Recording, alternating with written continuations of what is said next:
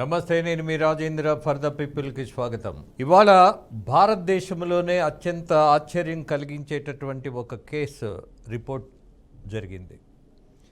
ఏంటా కేసు, ఏంటా నిర్వాహకుడు ఎవడు, ఆ నేరం ఏంటి, జరిగిందేంటి, నష్టపోయింది ఎవరు, నష్టపోయింది ఎంత?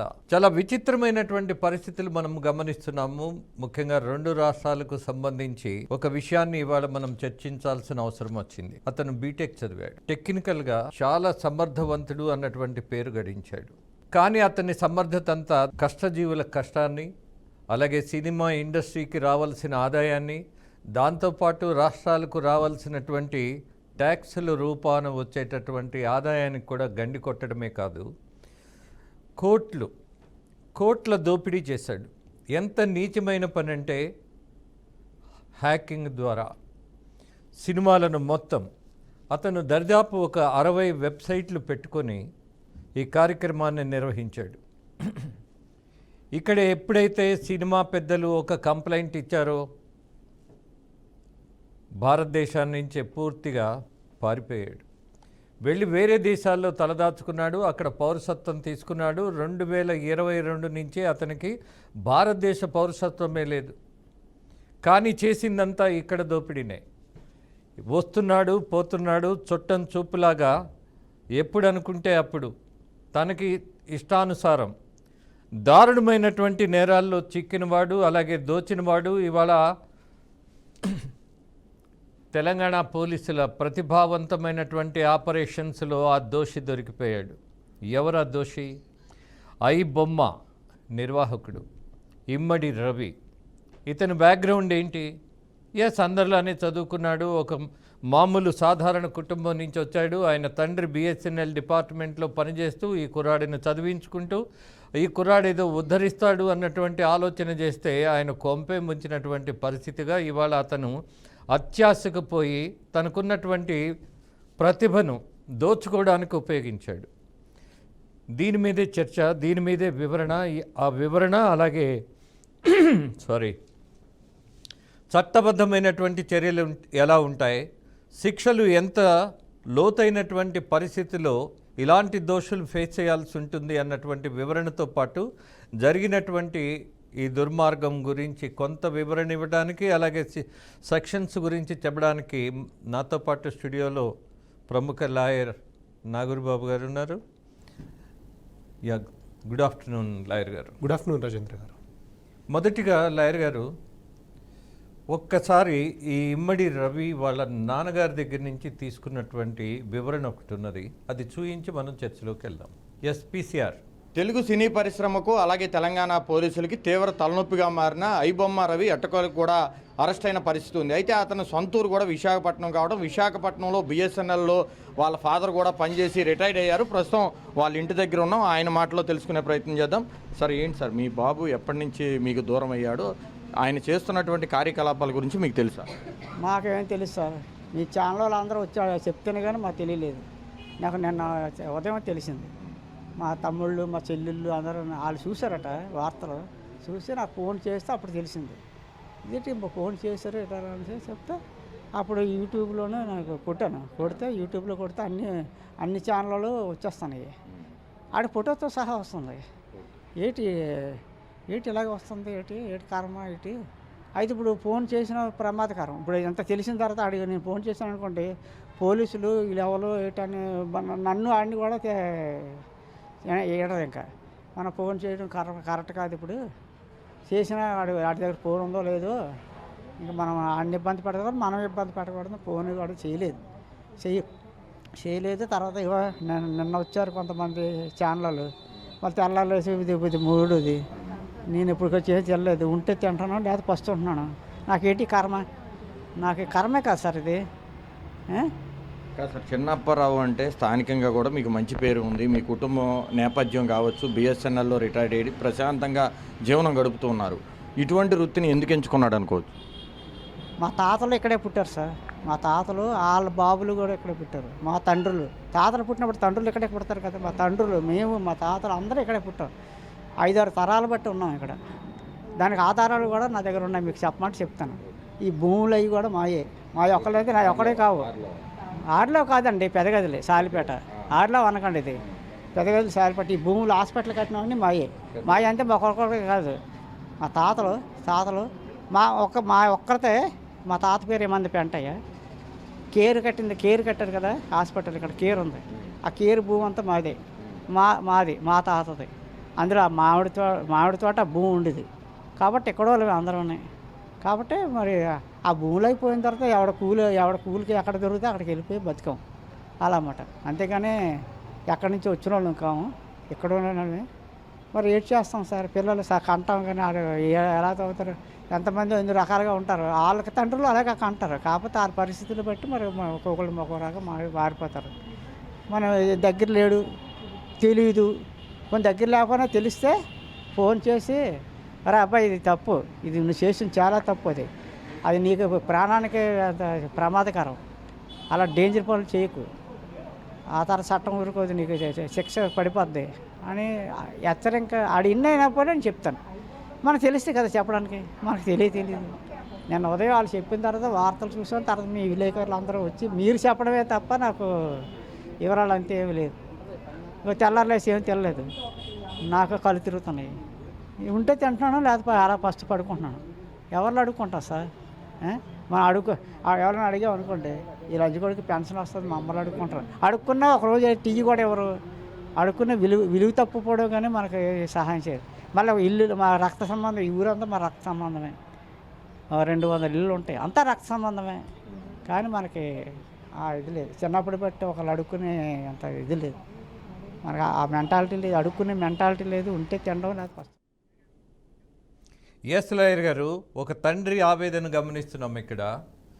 కన్నందుకు కష్టపెట్టాడు, అలాగే సిగ్గుతో చనిపోవాల్సిన పరిస్థితి ఉన్నది ఈ వయసులో అని తల్లిదండ్రులు నిజంగా కుంగిపోయే పరిస్థితి ఉన్నది.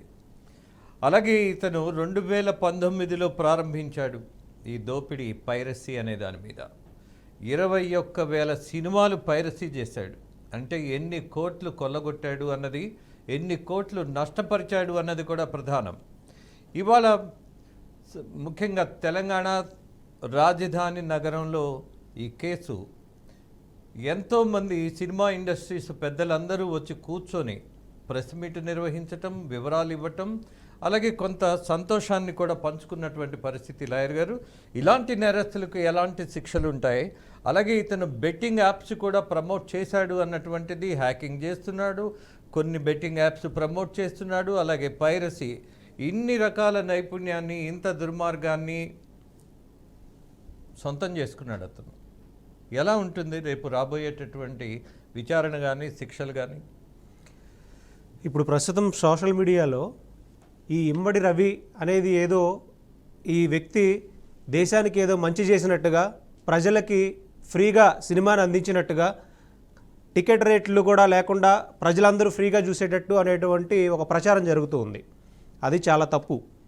ఎందుకు అనంటే ఇది దేశ భద్రతకు సంబంధించిన విషయం. ఇతను కరేబియన్ దీవులకు పారిపోయి అక్కడి నుండి కేవలం మూవీకి సంబంధించిన వెబ్సైట్స్ మాత్రమే కాకుండా దానితో పాటుగా గవర్నమెంట్ వెబ్సైట్స్ని కూడా నేను హ్యాక్ చేస్తున్నాడు అని చెప్తున్నాడు అంత డేర్గా. ఏంటండి గవర్నమెంట్ అంటే ఎవరు? ప్రభుత్వం. ప్రభుత్వ వెబ్సైట్లో ఎవరి డేటా ఉంటుంది? ప్రజల యొక్క డేటా ఉంటుంది, ప్రతి పౌరుడి డేటా ఉంటుంది.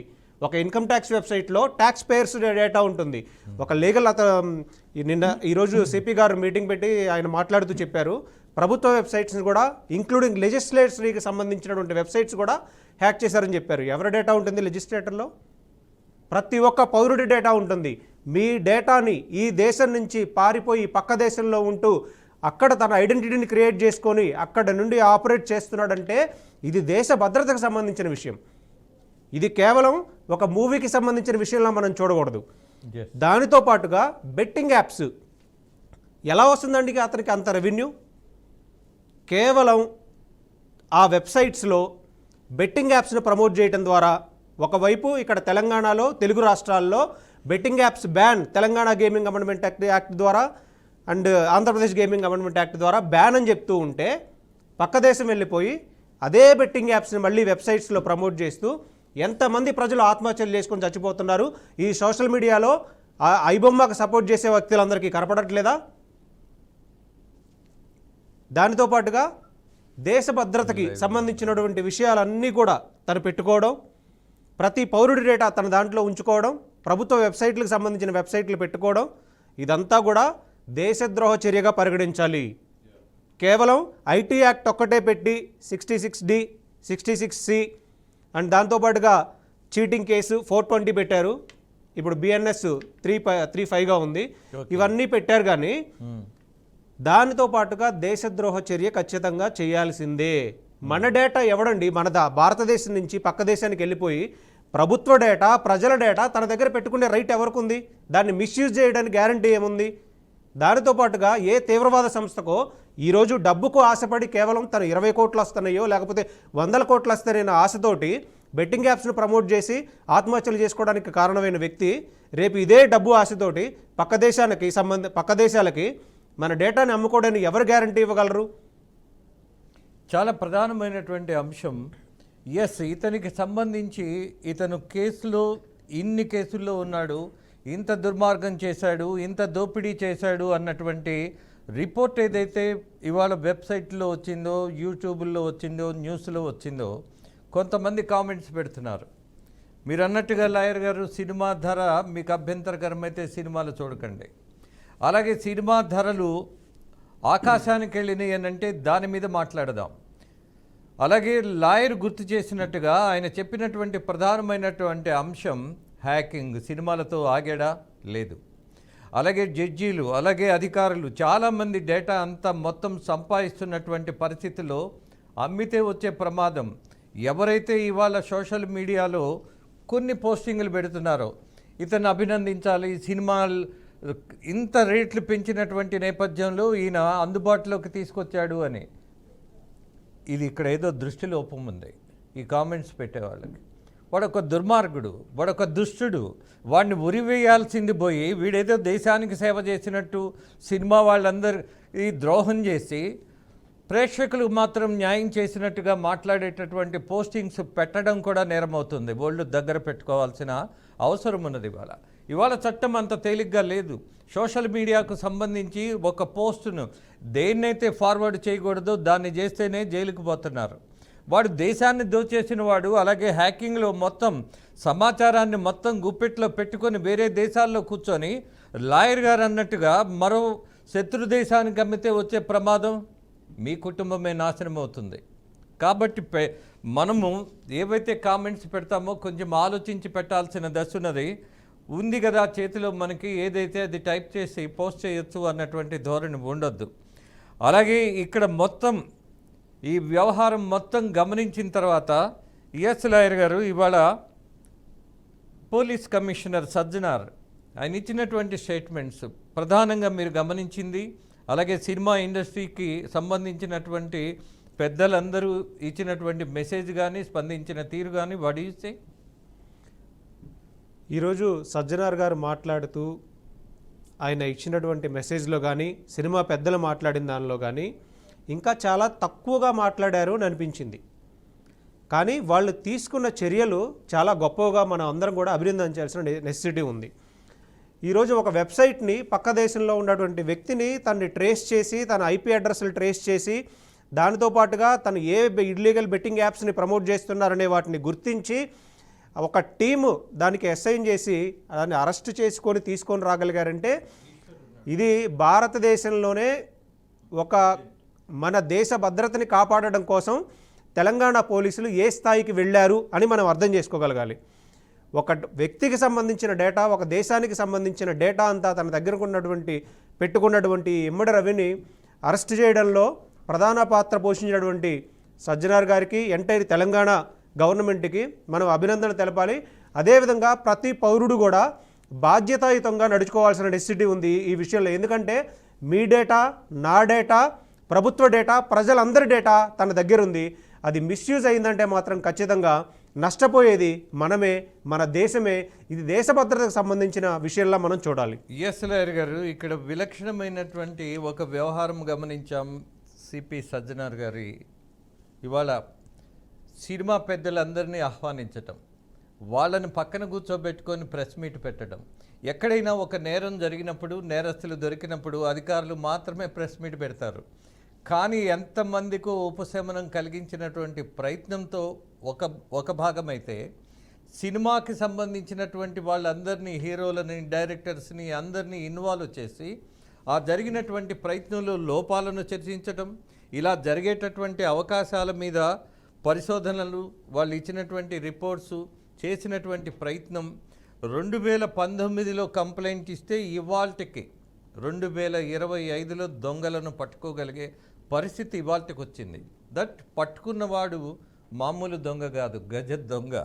ఎలా అంటే 21,000 సినిమాలు అతని దగ్గర మొత్తం డౌన్లోడ్ అయ్యి అతను మొత్తం హ్యాకింగ్లో ఇలాంటి పనులు చేస్తే దీని మీద ఖచ్చితంగా ఇవాళ సినిమా ఇండస్ట్రీ ఒక సంతోషం వెలిబుచ్చిందేమో కానీ బట్ రాష్ట్ర ప్రజలు, ముఖ్యంగా తెలుగు వాళ్ళందరూ దీని మీద ఒక గొప్ప ప్రయత్నంగానే భావిస్తున్నారని అనుకుంటాను నేను. ఖచ్చితంగా అండి, మీరు చెప్పిన విధంగా సినిమా పెద్దలందరూ కూర్చోవడం ఇవన్నీ కూడా చూసారు, ప్రజలందరూ చూశారు. కాకపోతే ఇది కేవలం సినిమా పెద్దలకు మాత్రమే సంబంధించిన విషయం కాదు, ప్రజలందరికీ సంబంధించిన విషయం. డేటాని దొంగలించడం అనేది, ప్రైవసీని బ్రీచ్ చేయడం, ప్రభుత్వ వెబ్సైట్లు హ్యాక్ చేయడం అనేటువంటి అంశాలని ప్రజలందరూ గుర్తించాల్సిన నెసెసిటీ ఉంది.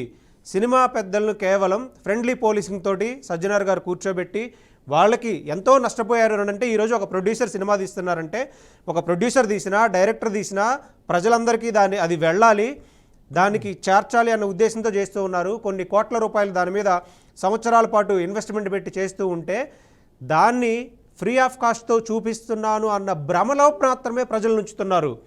దానివల్ల ఎంత డేటా తను దొంగలిస్తున్నాడు, ఎంతమంది బెట్టింగ్ యాప్స్కి గురవుతూ ఉన్నారు, బారిన పడుతూ ఉన్నారు, ఎన్ని ఆత్మహత్యలు జరుగుతూ ఉన్నాయి.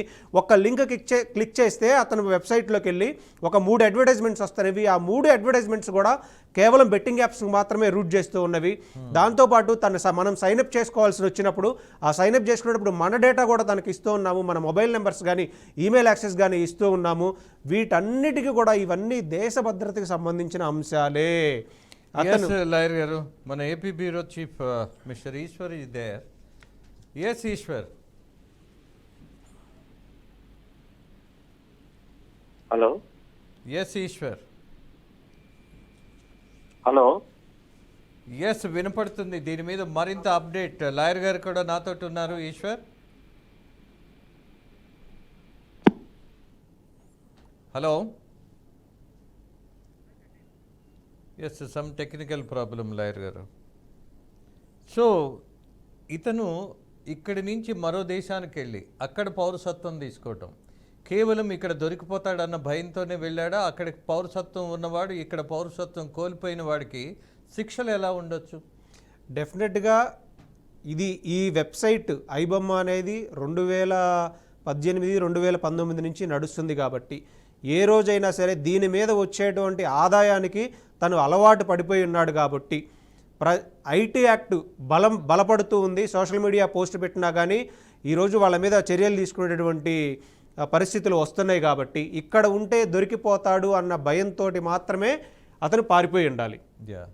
అంటే దానితో పాటుగా డేటా అంతా కూడా VPN సర్వర్స్ని పెట్టుకొని యాక్సెస్ చేయడానికి లేకుండా IP అడ్రస్లు చేంజ్ చేస్తూ డేటా అంతా కూడా క్లౌడ్ సర్వర్స్లో ఉంచుతూ వాటిని చాలా ఇంతకాలం దొరకకుండా విధంగా చేశాడంటే, ఇన్ని టీమ్స్ పెట్టినా 2019లో FIR అయినా కానీ, ఇన్ని టీమ్స్ పెట్టి ఇంత ఎఫర్ట్ పెట్టినా కానీ ఇంతవరకు దొరకకుండా ఉండాడు అని అంటే దాన్ని కేవలం తన తెలివితేటలుగా మనం చూడకూడదు.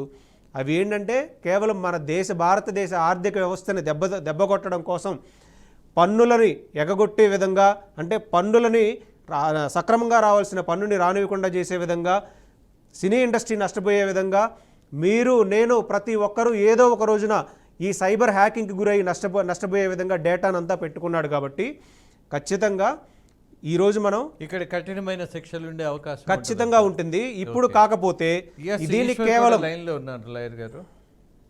మిస్టర్ ఈశ్వర్, ఇతను విశాఖ ప్రాంతానికి సంబంధించి, అలాగే విశాఖ ప్రాంతంలో అలాగే మిగతా ప్రదేశాల్లో కూడా రియల్ ఎస్టేట్లో ఇన్వెస్ట్మెంట్ పెట్టారు అన్నటువంటి సమాచారం దొరుకుతుంది. అలాగే ఇప్పుడే మీ ఇంటర్వ్యూ చూసాం మేము. ఎవరైతే ఈ ఐబొమ్మ నిర్వాహకుడు ఇమ్మడి రవి ఉన్నాడో వాళ్ళ నాన్నగారితో మాట్లాడటం, ఆయన చూస్తే చాలా బాధ కలుగుతుంది. Yes mister Eshwar.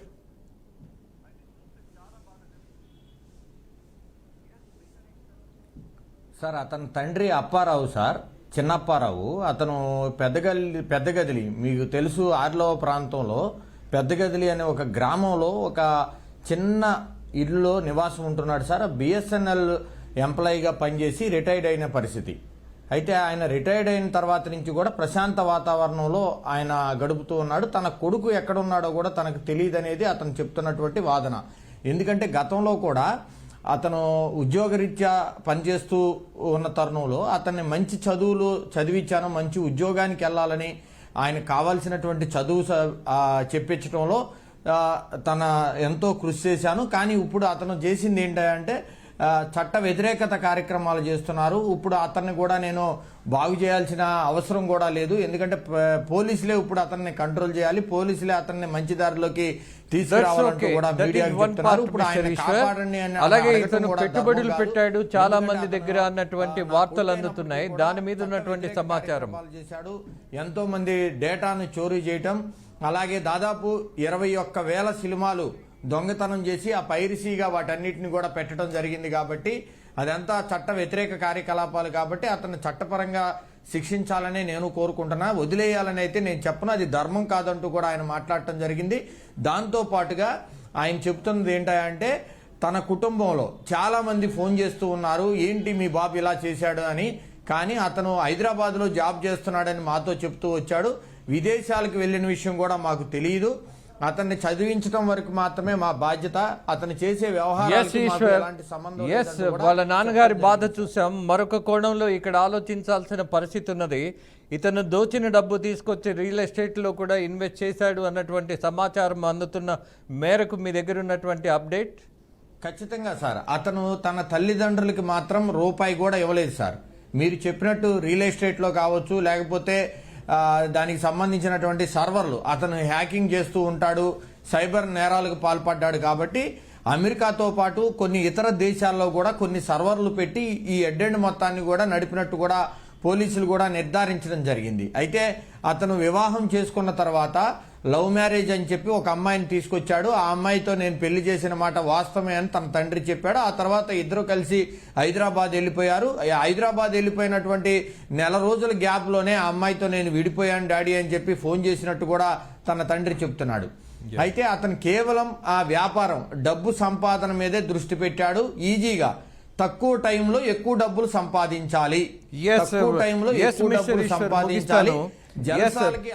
అడ్డగోలు సంపాదన మీద ఆశపడితే వచ్చేటటువంటి ఫలితాలు ఇలానే ఉంటాయి. చాలా తీవ్రమైనటువంటి శిక్షలు అతి తక్కువ వయసులోనే. ముసలాడయ్యేంత వరకు అతనికి బహుశా జైల్లోనే నివాసం ఉండే పరిస్థితి ఉంటుంది. అలాగే మరొక విషయాన్ని కూడా లాయర్ గారి ద్వారా రాష్ట్ర ప్రజలకు అందజేయాలని భావిస్తున్నా. ఇవాళ ఇన్ఫర్మేషన్ టెక్నాలజీలో మనము ఏది చేసినా పర్వాలేదు, చిన్న చిన్న శిక్షలే ఉంటాయని ఎవరైనా భావిస్తే అది తప్పు అవుతుందని లాయర్లు చెప్తున్నటువంటి విషయం. అలాగే మీరు ఇటీవల చేసినటువంటి ప్రయత్నంలో కాల్ డేటాను సేకరించడానికి కూడా థర్డ్ పార్టీకి అవకాశమే లేదు, అది పెద్ద క్రైమ్ అవుతుందన్నారు.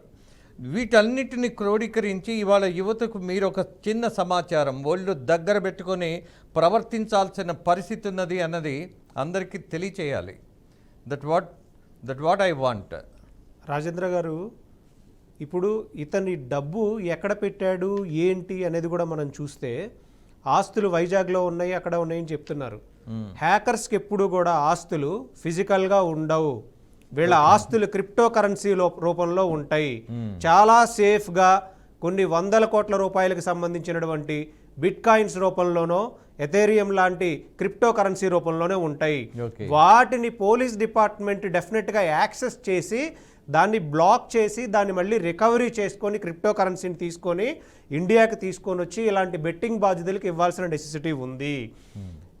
ఫోన్ ట్యాపింగ్ గురించి మనం మాట్లాడుకుంటే ఒక వ్యక్తి మాట్లాడినటువంటి కాల్ని తన పర్మిషన్ లేకుండా ఇంకొక వ్యక్తి రికార్డు చేయకూడదు, అది కూడా నేరమే అని ఐటీ యాక్ట్ చెప్తుంటే ఈ పైరసీలు చేసి 21,000 సినిమాలని పైరసీ చేసి వాటిని అప్లోడ్ చేసి దాని ద్వారా కోట్ల రూపాయలు గడించినటువంటి వ్యక్తి దాని ద్వారా ఎంతోమంది బెట్టింగ్ బారిన పడిపోయి చనిపోయి ఆత్మహత్యలు చేసుకున్నటువంటి వ్యక్తిని క్షమించాల్సిన అవసరమే లేదు. అతను కఠినంగా శిక్షించాలి అంటే మాత్రం కేవలం ఒక కంప్లైంట్ మీద మాత్రమే విచారణ చేపట్టకూడదు. ఎంతమంది 21,000 మంది సినిమాలు ఉన్నాయి కదా, ఈ అందరూ నష్టపోయిన వాళ్ళే. ప్రతి ఒక్కరూ వచ్చి పోలీస్ స్టేషన్కి రండి, కంప్లైంట్స్ ఇవ్వండి. మీ బాధ్యతని కేవలం ప్రెస్ మీట్ పెట్టి క్లోజ్ చేయకుండా మీ బాధ్యతని గుర్తించి మీ సినిమాలకు సంబంధించి కూడా కంప్లైంట్స్ ఇవ్వండి. నష్టపోయిన ప్రతి ఒక్కరికి కూడా ఖచ్చితంగా ఆ అమౌంట్ని రికవరీ చేసి ఇవ్వాల్సిన బాధ్యత అనేది ఉంది. ఎస్, ఇక్కడ ఏదో చిన్న నేరమా పెద్ద నేరమా అనేది కాదు, ఇంతకంటే పెద్ద నీచమైనటువంటి నేరం ఒకటి ఉండదు అని సభ్య సమాజం గుర్తించిన తర్వాత ఇష్టానుసారం ఏదో ఒకటి పోస్ట్ పెట్టి మనకి తక్కువ, అసలు చాలా ఫ్రీగా సినిమాలు చూయించినటువంటి వాడు వీడు దేశభక్తుడు అన్నట్టుగా మాట్లాడడం అనేది కూడా నేరం అవుతుంది. అదొకటి గుర్తు చేసుకోండి. అలాగే ఒక కాల్ డేటా సంపాదించడంలో అవకాశం ఉంది కదా అని ఆ ప్రయత్నం చేస్తే జైలుకు వెళ్లాల్సిన ప్రమాదం కూడా ఉంటుందన్న విషయాన్ని తేలిగ్గా తీసుకోకండి. అలాగే లాయర్లు పదే పదే చెప్తున్నా సరే ఈ సోషల్ మీడియాలో పెట్టేటటువంటి పోస్టింగ్స్ వల్ల వచ్చే ప్రమాదాలు తల్లిదండ్రులకు కూడా కన్నీళ్లు తెప్పిస్తున్నటువంటి పరిస్థితుల్లో బాధ్యతగా ఇవాళ ఆలోచించాలి అన్నటువంటిదే ఈ కార్యక్రమం యొక్క ప్రధాన ఉద్దేశం. నమస్తే, మీ రాజేంద్ర.